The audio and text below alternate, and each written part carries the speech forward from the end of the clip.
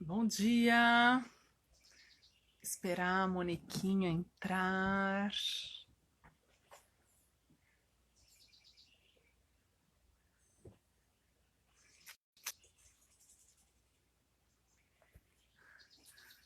Olá, bom dia. Estou esperando a minha convidada entrar.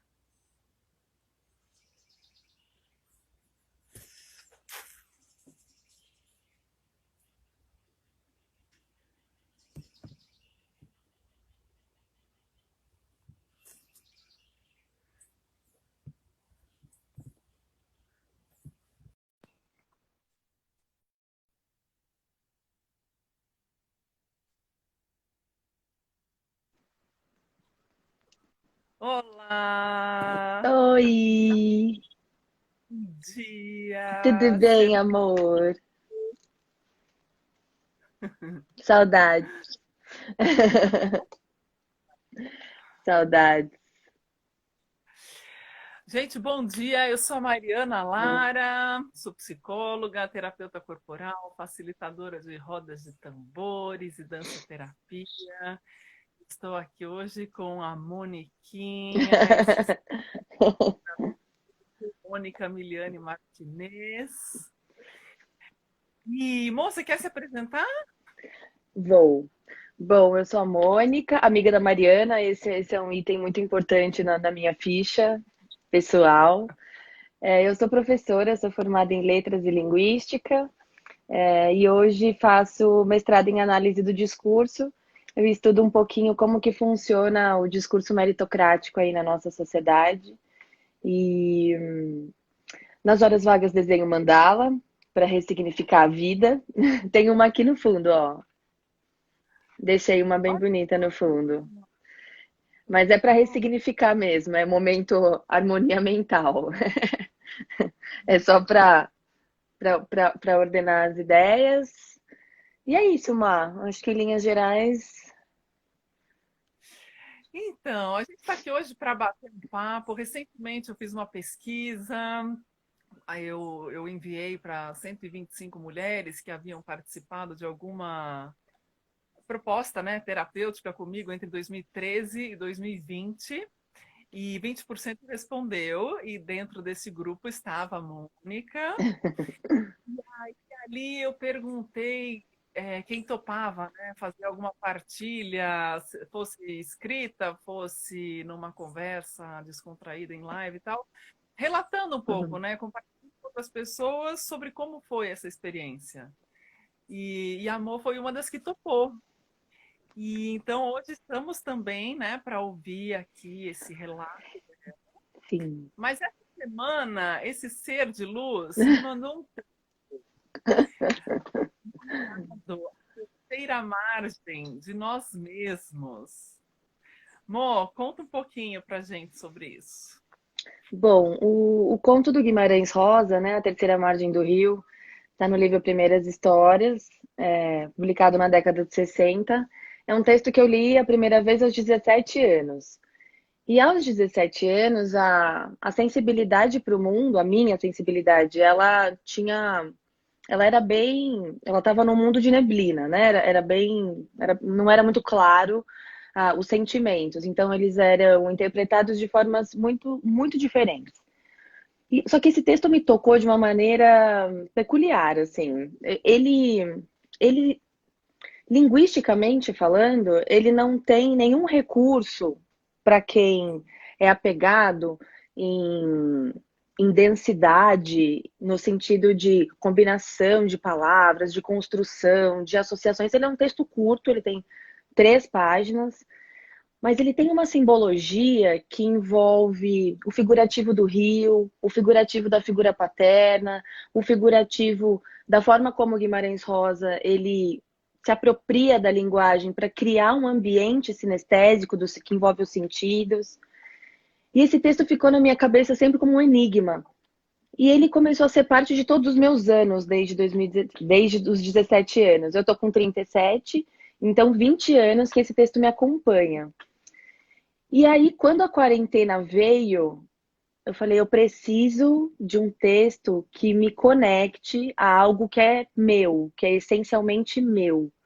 Já que eu perdi a interação, né, com as pessoas, até o meu trabalho foi conversando com o computador, que é algo muito novo. E aí eu reli esse texto e ele não subitamente, porque esse processo de compreensão ele é um contínuo, ele é um degradê, ele vai ficando às vezes mais claro, às vezes mais escuro, mas ele trouxe uma importância muito especial, que é a nossa luta constante, primeiro, para se encaixar em uma das margens de um rio. Então a gente tenta, a gente se esmaga, se trucida para caber numa margem que é pré-estabelecida, é pré-delimitada, ela tem todo o estereótipo da margem, tem toda a carinha da margem, mas constantemente a gente é convidado a buscar essa terceira margem, como no conto. Simbolicamente, essa terceira margem, o pai do protagonista, do narrador, ele constrói uma canoa em determinado momento e ele parte para o rio. Só que ele habita o rio em movimento, ele fica estático no meio do rio. Então é como se ele tivesse estático no movimento. Então essa busca toda de muitas vezes a inação, não tomar uma atitude, é uma grande atitude de reflexão e de colocação mesmo em si. Quem sou eu? Onde eu pertenço? Qual é meu espaço? Que lugar eu habito? E a gente está nessa lógica da produtividade bizarra, né? Que você tem que ser produtivo em tudo, desempenho, caráteres quantitativos para tudo, dispositivos, né, de validação, se você é bom, se você não é. E aí parece que não fazer nada, entre muitas aspas, é algo que está mais associado ao fracasso do que ao sucesso. Então, esse momento de busca da terceira margem, que é tão sensível, que é tão complicado, porque exige uma coragem tão grande de pegar esse bote e sair, entrar na canoa e ir, né? As pessoas exigem explicações da gente, né? Explicações racionais, e muitas vezes você, além de não querer dar explicações, você não sabe, porque você também está buscando essa terceira margem, né? Então, eu precisei escrever esse texto que você leu, porque tá difícil, né? Assim, de forma geral, encontrar a terceira margem nessa sociedade que tenta nos encaixar em uma das duas, ou é primeira ou segunda, e aí a terceira vai ficando abafada. Em vários contextos, né? Individuais, políticos Sim. e por aí vai, né? É porque a gente É, existe, né, Mari, muito pelos lugares que a gente passa, né? Então a gente passa a ter existência pelo trabalho, muitas vezes, passa a ter existência por modos de vida que nos afastam de um silêncio pessoal, né? E de um sentimento que é muito verdadeiro, mas ele acaba sendo silenciado por nós mesmos. Isso que é o louco. A gente se acostuma com uma vida mais ou menos. Essa é a doideira, assim. E aí, quando você se dá conta dessa vida mais ou menos, aí as buscas pelas terceiras margens acontecem, né?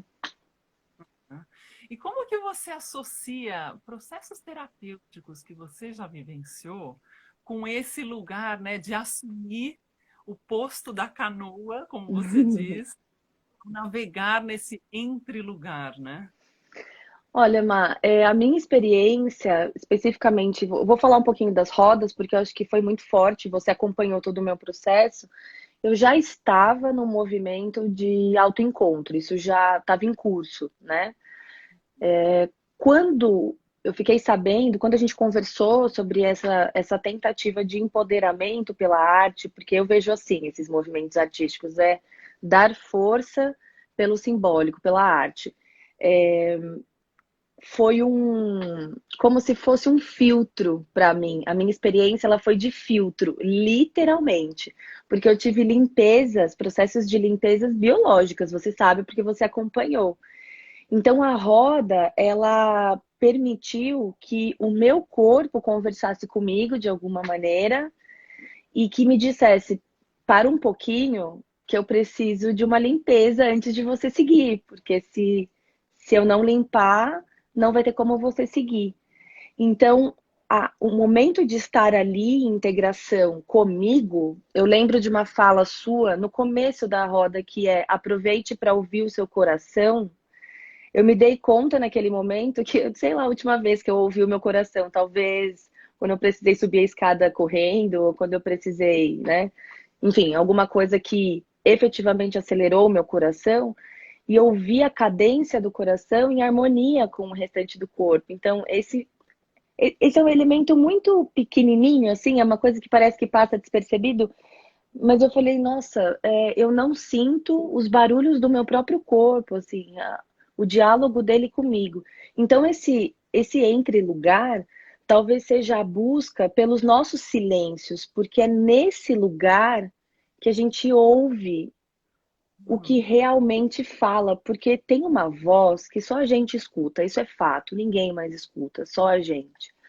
Mas para ouvir essa voz, acho que tem que ter primeiro coragem para ouvir, mas tem um segundo elemento que é mais concreto desse mundo aqui, que é se colocar num espaço que permita ouvir, né? É se expor, né? É fechar os olhos, como você fala, e dançar.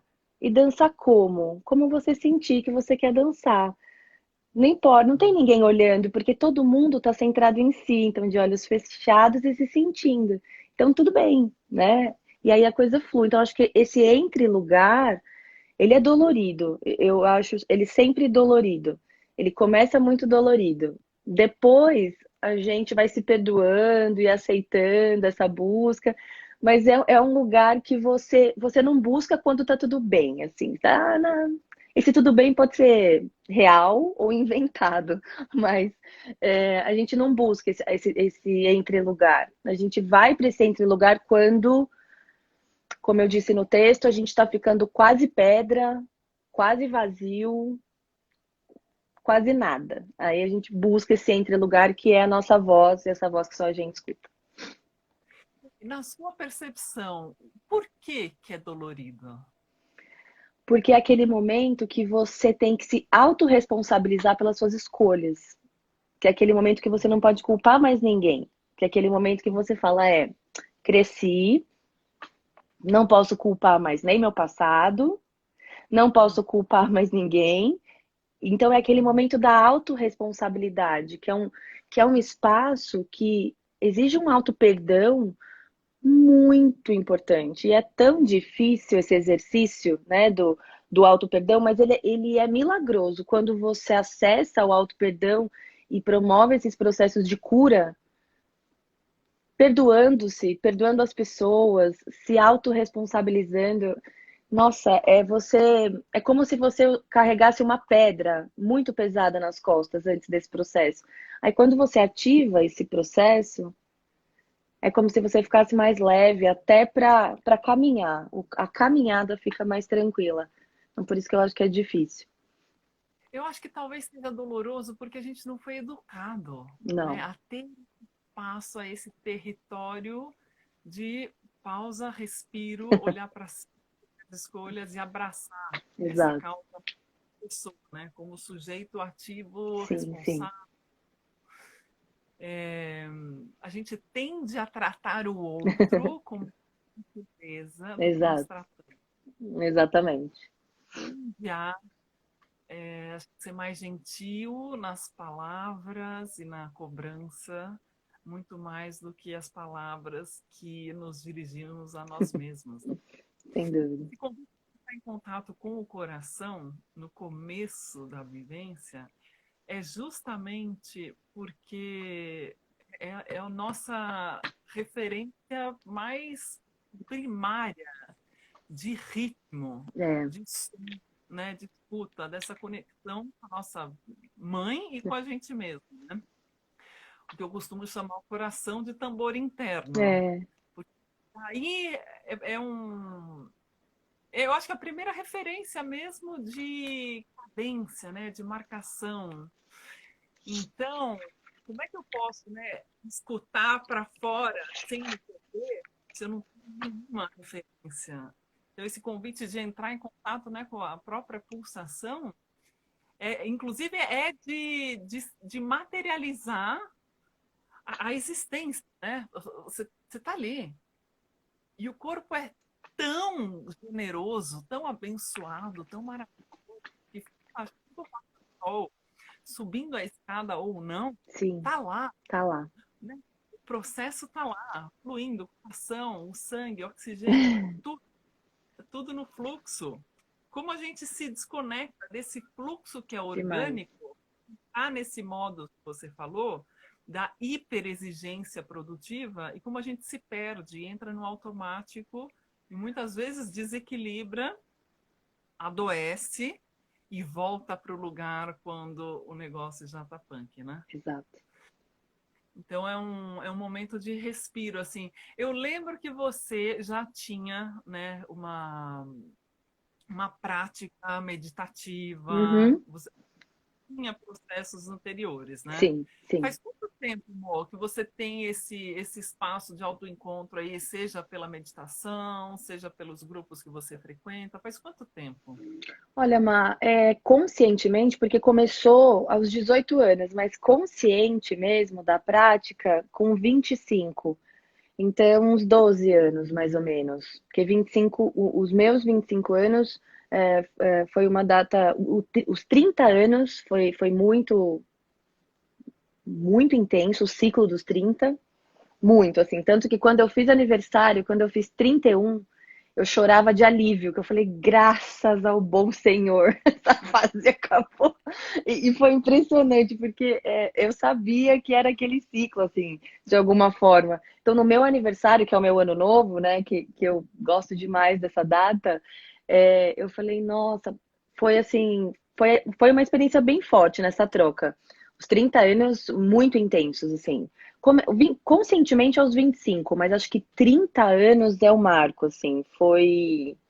Nossa, foi um ciclo que se eu tinha alguma dúvida que eu precisava disso para sobreviver, eu tive certeza nesse momento, nesse lugar, né? Então, as meditações semanais, então esse lugar do silêncio eu encontro nas meditações, embora cada vez mais fique um pouquinho mais fácil, né? Silenciar. No começo era muito difícil, né? Então, parar o corpo, parar a mente, enfim, era muito difícil.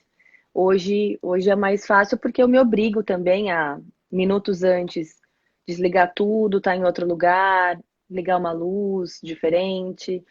Eu sou muito ligada em aroma, então ativar algum cheiro, né?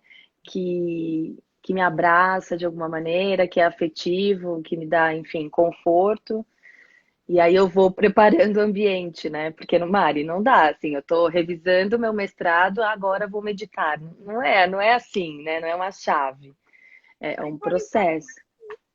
ritualizar esse ninho mesmo, né? Esse cuidado, esse aconchego para favorecer que o corpo possa entrar nesse estado de presença, né? Exato. A Elga acabou de comentar aqui que foi um ciclo, porque a gente é amiga desde, sei lá, 10 anos, 11 anos. E a gente tem sempre das nossas conversas uma coisa muito emblemática que a gente falava heads, que a gente se trata de heads, né? De ridícula, porque o mundo é mais, né, Mari? Quando a nossa própria irmã escolhida pelo coração, é muita. É muita intensidade, sabe, dentro de um corpo só. Aí a gente sempre falava, não, não, Reds, é um ciclo, eu preciso fechar esse ciclo, vai acabar Era assim, tudo era muito simbólico no campo do ciclo.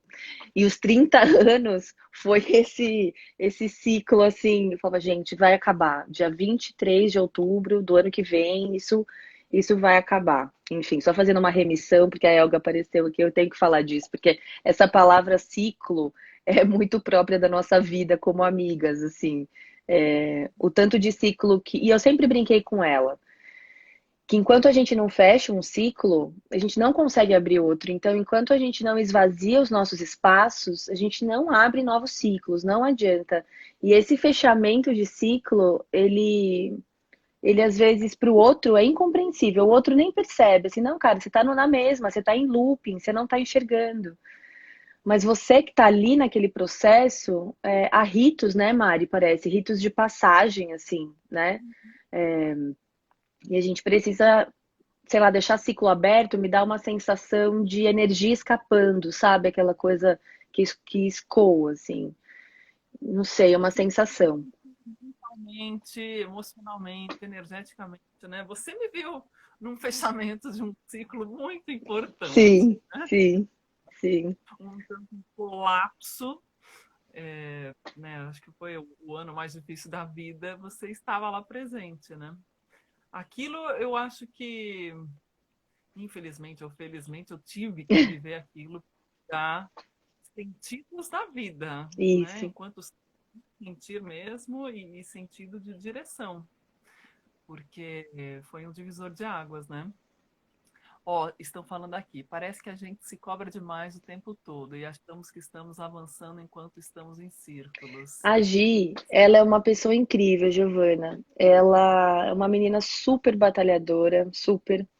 E vira e mexe entre uma teoria ou outra que a gente se encontra ali estudando, é, às vezes naquilo que escapa, né? Porque acho que a vida é muito naquilo que é contingente, que às vezes parece que é o desvio, mas na verdade é o caminho, né? E a gente se apega muito às rotas pré-estabelecidas e esquece do contingente, que é, para mim, o mais importante. E como ela está numa fase de que ela está submetida a um dispositivo de mérito, né, de meritocracia, que é o vestibular, então a sensação que dá é que o passo, ele nunca é medido adequadamente, né? Então, caminha, caminha, caminha, e a sensação que dá é que num determinado momento esse caminhar, ele não foi produtivo para ela, né? Ela que está dentro desse processo. Eu que estou fora desse processo, olhando para ela, eu falo isso para ela, sempre digo isso para ela. A evolução dela é muito clara. Então,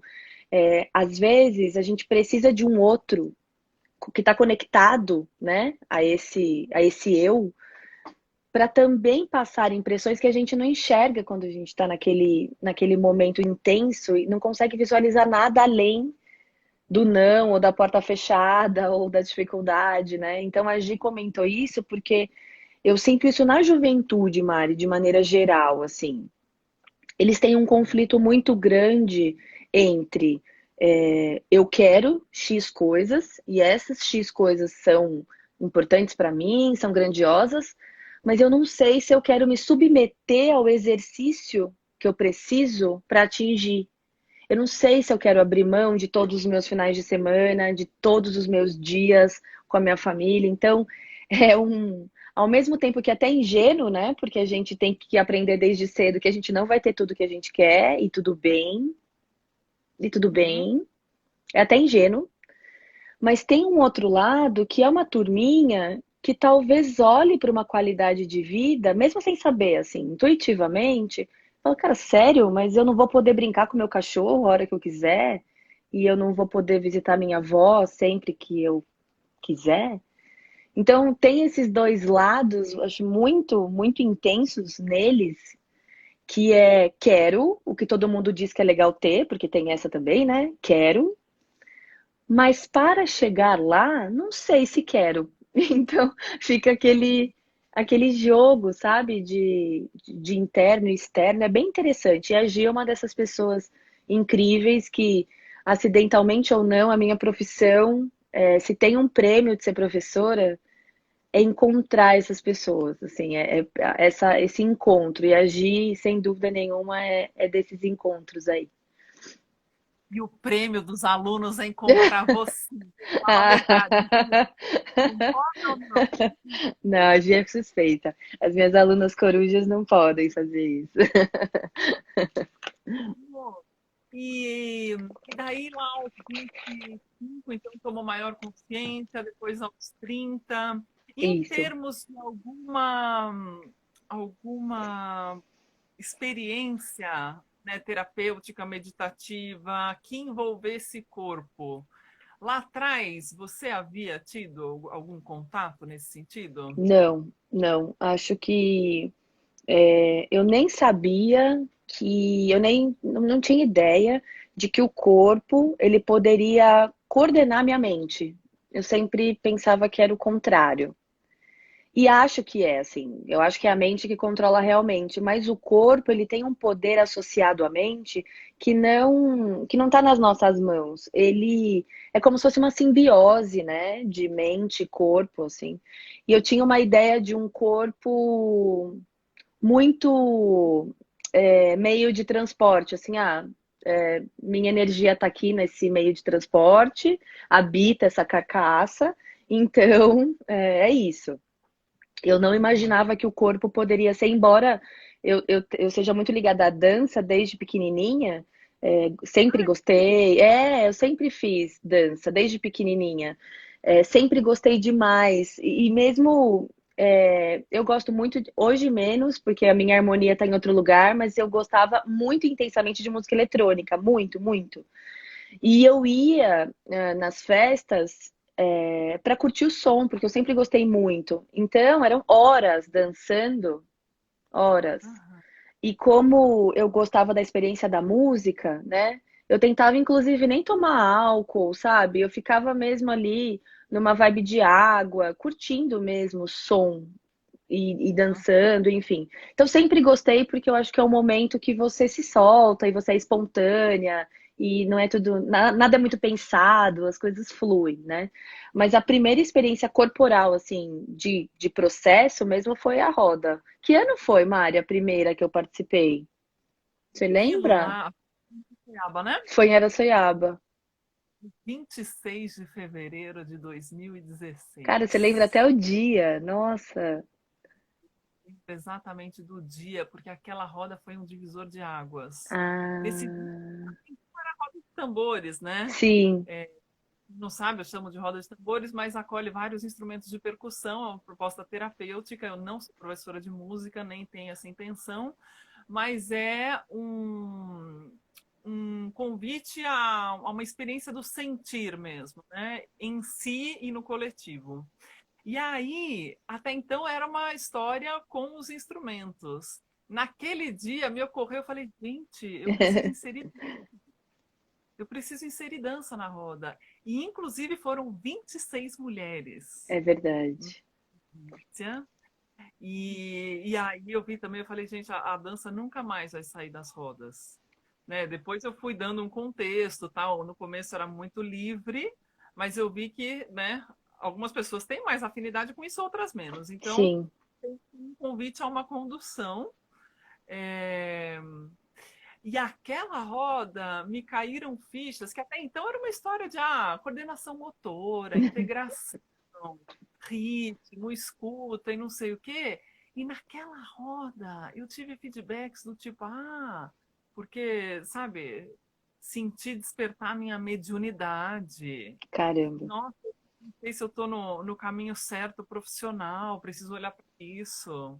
Nossa, porque me trouxe, né, me trouxeram memórias de infância, eu tenho coisas a ver, enfim, com mãe, com irmã.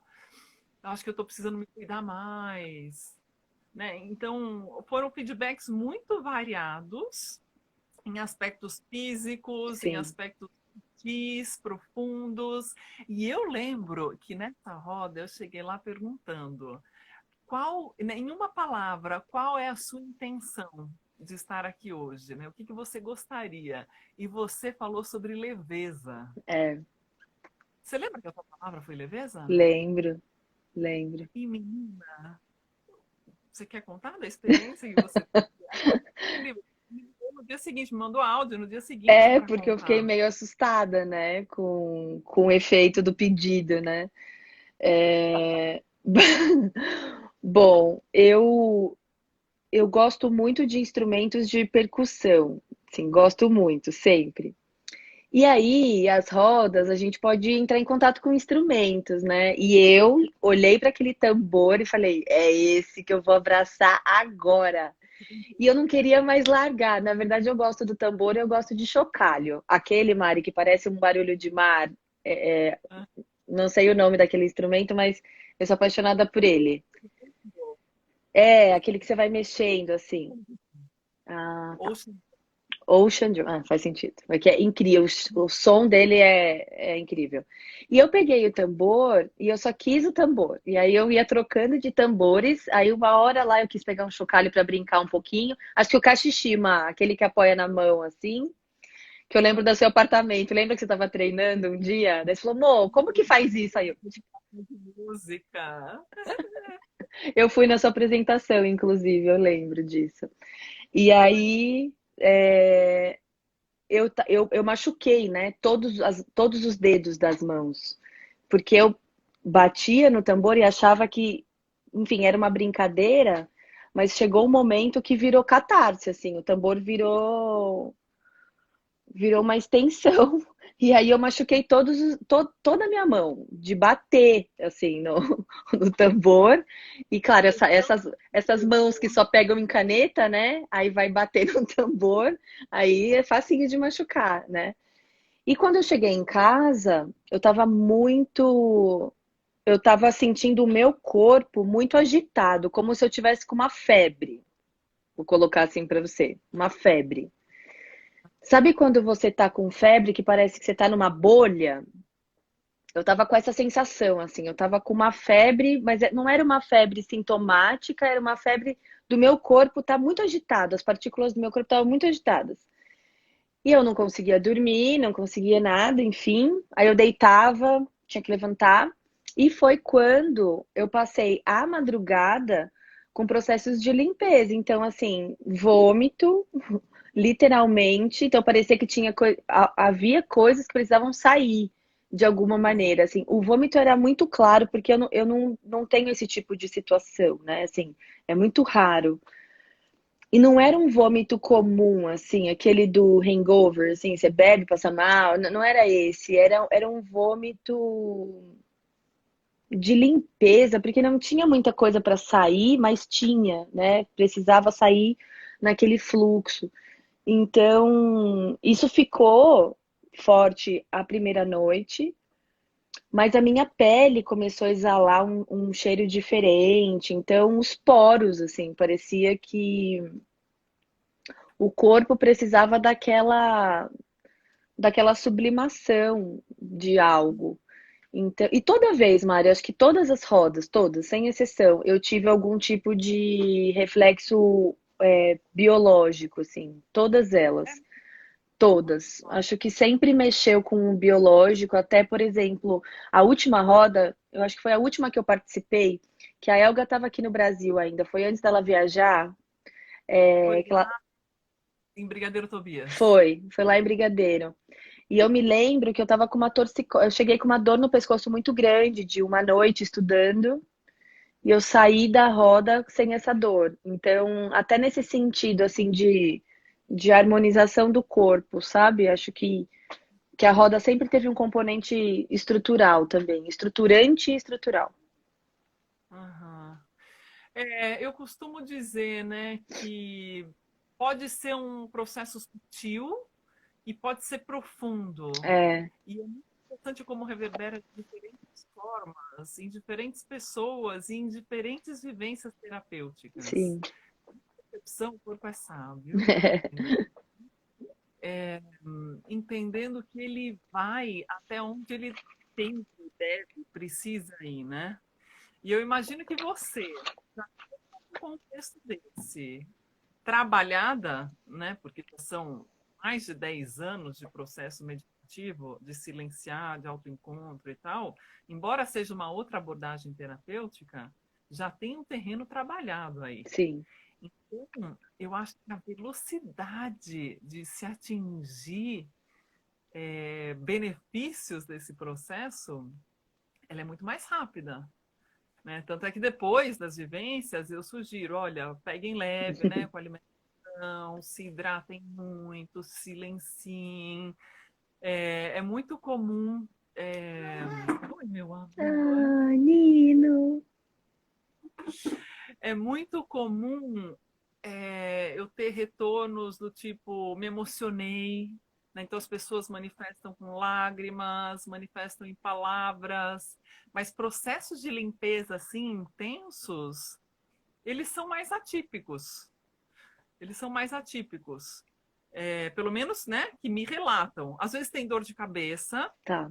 tem gente que relata dor de cabeça depois, tem gente que relata sonhos, Olha, tem gente que relata que, sabe, caem fichas tempos depois, tem gente que dá relaxamento, sente relaxamento, outros que, pelo contrário, né, que dá uma super impulsionada, assim, energeticamente, em termos de vitalidade. De qualquer forma, né, a gente movimenta, oxigena o corpo, então vai lá, né, mais circulação, estamos ativando, né?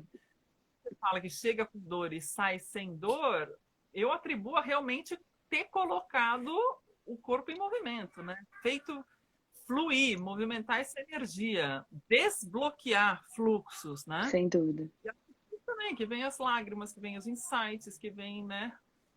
Porque desbloqueia, enfim, é colocar vida, é uma injeção de vida, né? Mas eu concordo com você que tem esse lance da entrega, do estar disponível a entrar em contato com isso e se apropriar disso, né? E a entrega, né, Mari, a gente é muito cortado, né, essa parte do se entregar durante a construção do nosso eu, assim. É muito mais um controle do corpo, né? É a parte desse controle dos corpos e das mentes, mas a gente não é ensinado a se permitir, né? Pelo contrário, a gente é ensinado a se punir por uma entrega, de repente, né? Ou a uma experiência. Então é sensível. Sim, e no processo educacional mesmo, né? A gente é Sim, muito castrado na sim. subjetividade, no, na naturalidade do corpo, né? Uhum, Inclusive, ia ser um super veículo a mais para a gente absorver, inclusive, conhecimento. A é verdade. construção do conhecimento que tivesse associado ao corpo, né? Tem Sem algumas dúvida. pedagogias nisso, né? A Usam. própria topografia, por exemplo, eles aprendem a matemática também com o corpo. Então a criançada sai no jardim, por exemplo, para contar os Ai, passos. que máximo. Está em movimento, está entendendo, né, a lógica do um, dois, três. Você corporifica, né, esse saber. Isso é maravilhoso, assim. Eu acho que a gente pode levar isso para a vida, né? Sem dúvida. Criando repertórios, né? É Ampliando repertórios. porque, por exemplo, eu que observo escritores, né? Então, eles escrevendo em loco, o corpo deles me diz muito, assim, as mãos, às vezes o papel úmido, a letra que é traçada fura o papel, a letra que é traçada deixa traços na parte de baixo do material. A maneira como eles dizem, às vezes que eu olho para eles, é interessante isso. Os alunos que me conhecem há mais tempo, eles dizem que eu tenho formas de olhar. E isso é leitura deles. Eu não sei que forma é essa, né? Mas existe tanto que às vezes eu olho dessa forma, aí eles fazem uma carinha, eu falo, bom, eu devo estar olhando com uma cara de tal coisa. Então deixa eu acolher nesse momento essa situação, porque a gente vai lendo as pessoas, as reações. Eu, desde criança, meus pais contam que eu ia ao parquinho, eu observava as crianças brincando, aí eu escolhia, primeiro eu observava sozinha, quietinha. Aí eu ia, escolhia uma criança ali que, por observação, qualquer que seja, eu me aproximava. Mas eu brincava assim, 15 minutos. Depois, cadê a Mônica? Já voltava sozinha a brincar com as coisinhas dela. Então, desde muito pequena, eu era a pessoa que observava e eu tinha um lance interessante que os meus pais também diziam. Eu mordia as pessoas que se aproximavam com muita frequência, assim. Eu estava sozinha, eu já tinha interagido, entendeu? As crianças tinham que entender que eu já tinha interagido. E aí eu tava sozinha. E aí a criança chegava, eu mordia. E meus pais ficavam super envergonhados, né? Porque, tipo, qualquer lugar que ia vinha criança, eles já sabiam. A Mônica tinha mordido a outra criança. E esses tipos de comportamento infantis, né, Mari, eles acabam também atuando na vida adulta. Eu não mordo mais as pessoas, mas eu tenho formas de afastar, né? Eu não mordo, mas eu tenho maneiras. Então, acho que observar, você que é mãe, né? Observar o filho, observar o movimento corporal, a forma como se coloca, acho que tudo isso vai constituindo essa subjetividade, né, do ser. E sabe o que o filho faz com a gente? É. Vira puta de um espelho assim, ó, pra gente Ai, mesmo. meu Deus. Tudo, volta tudo. Então, nossa, fica muito mais evidente a responsabilidade, o Nossa, tamanho da responsabilidade que é. Porque, ao mesmo tempo, é lidar com feridas da nossa própria infância. nossa, Clareza de coisas que, putz, isso aqui foi legal, isso aqui eu não quero repetir nem a pau. Mas como é que eu faço para não pecar pelo excesso do outro lado, né? nossa senhora. Então, filho realmente é um convite hum, a se olhar mais ainda, né? Você sabe que E eu acho eu que paixão também, que se abraçar um pouquinho, né? somos seres humanos, né? Acho que clareza dos processos e acompanhado, bom, como você falou, né? Acho que terapias nesse processo que deem a mão para a gente não siga sozinho e perdido, sem saber o que fazer. É importante também, né? Inclusive, não foi você cujos pais te deram, acho que canetinha e deixaram pintar no quarto? Sim, uma criança peculiar, né? Como você pode ver. Eu, além de morder as pessoas, em todos os lugares que eu ia, eu rabiscava a casa das pessoas. Então, os meus pais iam, sei lá, visitar amigos, família, qualquer lugar, Mari. Eu vi uma caneta, minha filha. Eu saía rabiscando tudo, assim, sofá, parede, tipo, assim, sem conflitos. Eu simplesmente via a caneta e o lápis e ia rabiscar. E como eu já era homeopata desde muito pequena, o meu médico, um dia conversando com os meus pais, falou: gente, ela precisa desenhar. Ela precisa. Ela desenha, mas eu desenhava assim, em mim, nas pessoas, na parede. Aí um dia, numa conversa com o meu médico, eu tinha 4 anos. Ele disse: compra material escolar, coloca ela no meio do quarto, coloca todo o material escolar para ela e deixa essa menina lá pintando tudo que ela quiser. Quarto branquinho. Aí, meus pais me deixaram e eu fiquei horas quietinha, assim. Eles iam espiar às vezes, estava eu lá rabiscando. Resultado, Mari, eu pintei o quadro inteiro, o quarto inteiro na minha altura, né? Então, a alturinha da criança, eu pintei o quadro inteiro. E depois, o quarto, e depois disso, eu parei de rabiscar todas as coisas e todos os lugares. Aí eu sabia onde eu tinha que pintar. Então aí eu entendi que pintar era a parede do meu quarto. Então eu entrava ali e eu pintava. Tinha os livros de colorir, enfim. Até a Júlia, que está aqui participando da live, ela é minha filhada de vida, né? Ela faz letras na USP, ela foi minha aluna e hoje ela é minha amiga. E a Júlia e outras amigas escreveram um livro da minha vida, sobre a minha história. E essa história, ela tá narrada nesse livro. Tem até o desenho da parede pintada na minha altura. É a coisa mais linda do universo. Assim, foi o presente mais lindo que eu já ganhei na minha vida. Um livro sobre as minhas histórias, assim. Foi pelas mãos Você dela. viu todas as margens, né? É, Todas as. todas, todas, todas. É a coisa mais rica, assim, é uma preciosidade. Então eu tive esse processo também com desenho, né? Acho que é por isso que eu gosto tanto de desenhar hoje, assim, de fazer mandala. Eu sempre fiz, mas hoje mais intensamente, né? Não, e o processo do expressar em você é muito forte, né? Porque você é uma. Você coloca as palavras com muita maestria, né? No seu devido lugar, com leveza, com densidade. Como... E que lindo expressar nas cores, expressar nas palavras, na escrita. Sim. Eu acho o máximo essa sua habilidade. Juro, eu até choro, eu fico emocionada, porque, gente, ó, tem testemunhas aqui. A habilidade que essa mulher tem de proporcionar essa ferramenta para jovens, né, colocar suas ideias de mundo interno e mundo externo para fora e organizar narrativas de vida. Cara, isso para mim é uma dádiva, assim, sabe? Eu morro de admiração por Ai, você. massa, linda. Incrível, juro. Eu acho que se muita gente tivesse essa oportunidade, né? Jovem, cara, seria muito maravilhoso, né? De se colocar, de É, sentir, de expressar, de organizar pensamento, organizar emoção, organizar processos críticos, leitura de mundo, leitura do sensível. Gente, eu acho essa mulher, ela é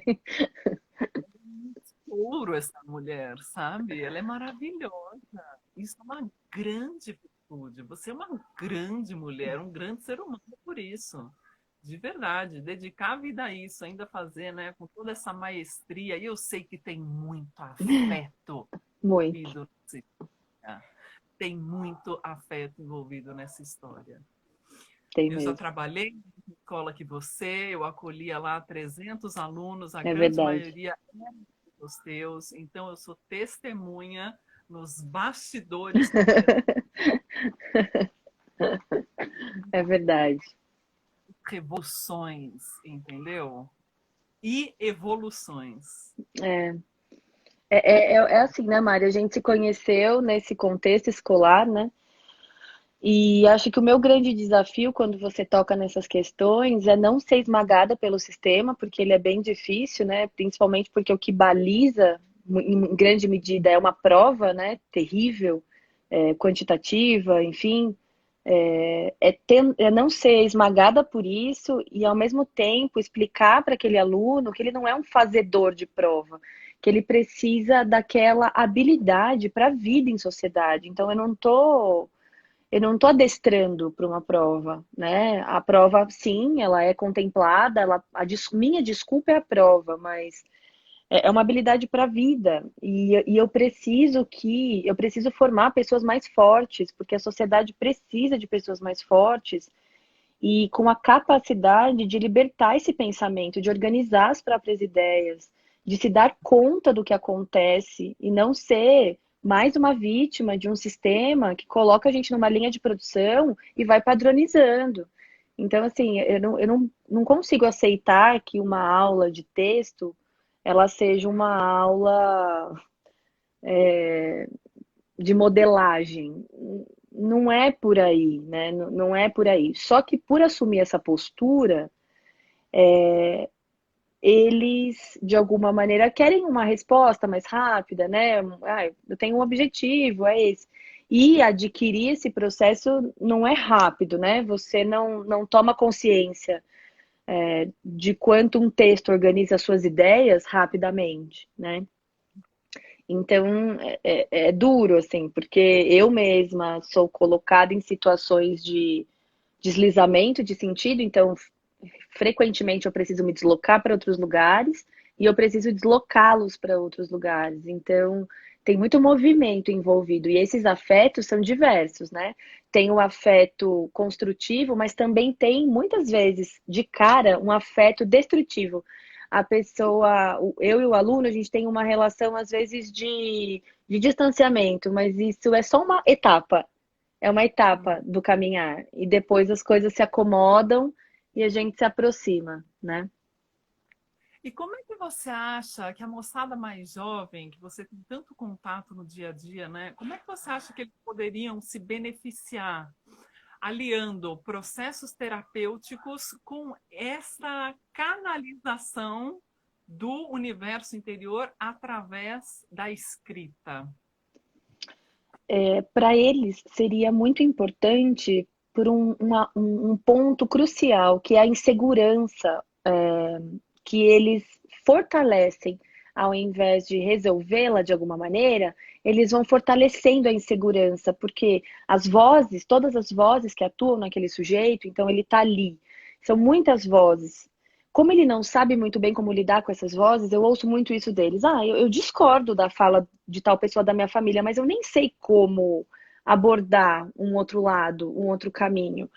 Então, acho que se eles conseguissem atrelar um encontro terapêutico com a escrita, eles desenvolveriam uma capacidade de autoconfiança maior, que é algo que falta muito. porque eles se sentem sempre, como nós todos, correndo atrás de algo. Nunca tá bom. Eles estão sempre na busca por esse bom que nem sabe qual é, assim, que bom é esse, que lugar é esse, não sabe, Uhum. mas está sempre correndo atrás. Nunca chega em lugar nenhum, porque não existe esse ideal, né? Essa cobrança toda. Então, associar um processo terapêutico, além de tirar do automático, porque eu vejo muitos dos meus escritores, às vezes, num piloto automático destrutivo, assim, eles ficam cegos, né? Eles entram num looping automático. Isso é horrível para eles, né? Para a gente que está ali observando.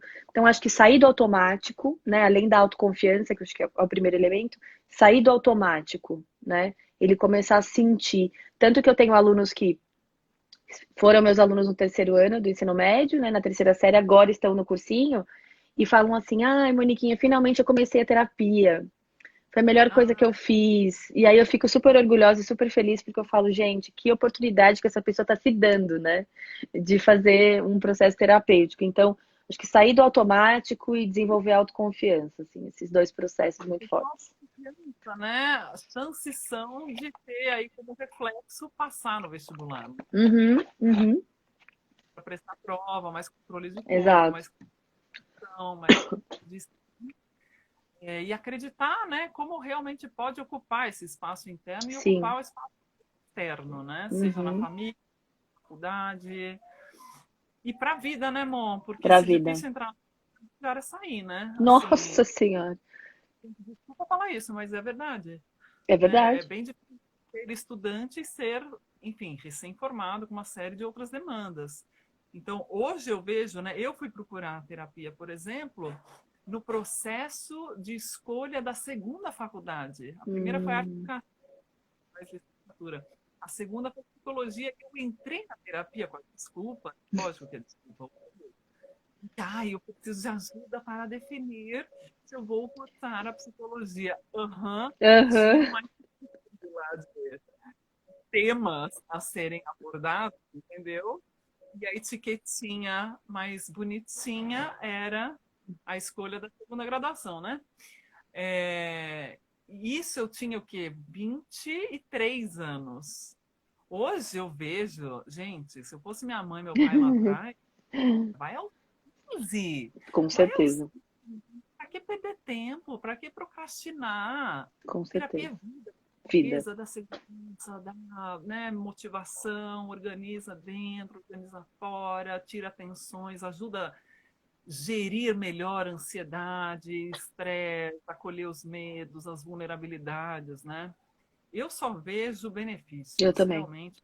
Concordo que é um ato de coragem, concordo que tem investimento, muitas vezes, né, financeiro, energético, de tempo, disponibilidade interna, mas acho que realmente, e tendo trabalhado com jovens, né, atendendo adolescente, jovem no consultório há mais de 10 anos, eu afirmo que pode interferir em destinos. Também acho. Em destinos. Eu falo isso para os pais, inclusive. Porque realmente, sabe? E um jovem que ocupa a sua existência, né, que se apropria de si, da sua história, realmente vai muito mais preparado Nossa, para a vida. muito, muito mais. Levanta mais Né? rápido do tombo, né? Claro, claro. Não é que deixa de ter problemas, Não, né? não. Você tem ali uma caixinha de ferramenta mais preparada para isso, né? Sem dúvida. Às vezes é questão de pequenos Uhum, ajustes, uhum. de dar a mão e falar, olha, você não está sozinha, vamos olhar para Isso, isso. isso. Às vezes são processos mais longos, mas de qualquer forma, é, não tem o certo, o errado, né? Tem o certo para você, Isso. né? Enfim. Meu amor, já estamos 54 minutos Ai, no ar. gente, nem vi passar. Antes que eu tenha que sair correndo, sair sozinho, eu queria muito, muito te agradecer pela disponibilidade. Em pleno sábado de manhã, recém-qualificada, Ai, meu Deus, que Querida. experiência. É, agradecer demais, viu, Mo? Muito Imagina, mesmo. Má, obrigada a você pelo espaço. Assim, na verdade, a gente está fazendo aqui o que a gente faz na vida, né? Quando você me convidou, eu fiquei pensando assim, não teria como eu não aceitar, porque o que eu vou fazer lá é o que eu já faço com a Mari há tantos anos no nosso percurso. Então, é a nossa essência falando, não é Mariana pessoa jurídica, Mônica pessoa jurídica, são duas pessoas físicas é, que lutam, que têm momentos de tranquilidade, momentos de tormenta, e essa partilha é importante para que as pessoas, às vezes, se desloquem um pouco do lugar da vida ideal e dessa vida ideal que foi construída e encontrem a sua vida ideal, o seu percurso ideal, as suas metas ideais, enfim. Maioria, gente, a vida é uma só. É, sabe? Parar de querer reproduzir, né, as coisas e buscar os seus próprios caminhos. Então foi um prazer, obrigada. O agradecimento maior, na verdade, eu já te disse isso, é pela vida ter cruzado os nossos caminhos, porque isso sim é presente para levar para sempre. Ah, meu amor, muito obrigada. E, ó, Obrigada a assim como é, você. amei. Elguinha também Ai, a Elga não dá, né, gente? É muito amor. Não, não conheci essa dá. querida de você. Ah, não, essa Ah, pessoa é das estrelas mais brilhantes do céu da minha vida, com certeza. ah, que delícia. Mo, excelente final de semana Para para você você. também, amor. Obrigadas pela escuta, pela prosa. Obrigada a E, você, gente, Má. alunos, aproveitem essa mulher divina, deusa maravilhosa, essa sereia, entendeu? E, olha aí, ó. Mo, linda! Ó, tem Ai, um. gente. É muito amor envolvido. Tá bom, gente. Excelente sábado para vocês também. Obrigada, Obrigada. pessoal. Um beijo. Tchau, tchau. Tchau, Má. Tchau, querida. Obrigada.